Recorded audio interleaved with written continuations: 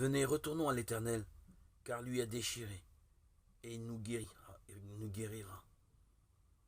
Il a frappé, et il bandera nos plaies.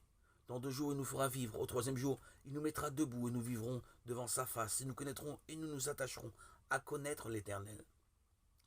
Sa sortie est préparée comme l'aube du jour, et il viendra à nous, comme la pluie de la dernière saison arrose la terre.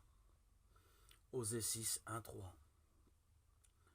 Dans les chapitres précédents, l'Éternel a condamné les hommes d'Éphraïm, le royaume des 10 tribus du nord, car ils sont détournés de lui et sont tournés vers l'idolâtrie.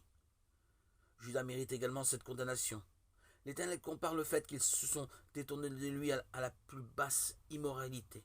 Il rappelle que dans les difficultés qu'il lui a fait traverser, Éphraïm s'est tourné vers Yareb, le roi d'Assyrie, pour avoir de l'aide, mais que celui-ci ne lui a été d'aucun secours. Dieu agit avec son peuple comme un lion et personne ne pourra le délivrer.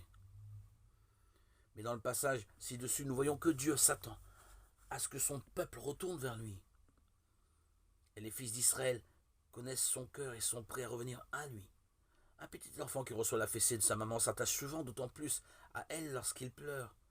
Dans la parabole de Luc 15, 12, 32, il est clair que le père s'attendait à ce que son fils prodigue revienne vers lui.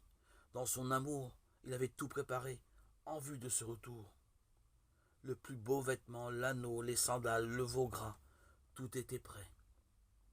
Et le fils ne doutait pas que son père le recevrait, malgré tout ce qu'il avait fait. Mais exhortez-vous l'un l'autre chaque jour aussi longtemps qu'il est dit, aujourd'hui afin qu'aucun d'entre vous ne s'endurcisse par la séduction du péché. Hébreux 3, 13. Ce verset a pour nous une très grande importance. Nous vivons encore dans la période merveilleuse du pardon, de la grâce de Dieu. Tournons-nous vers lui dans la repentance et la confiance de la foi.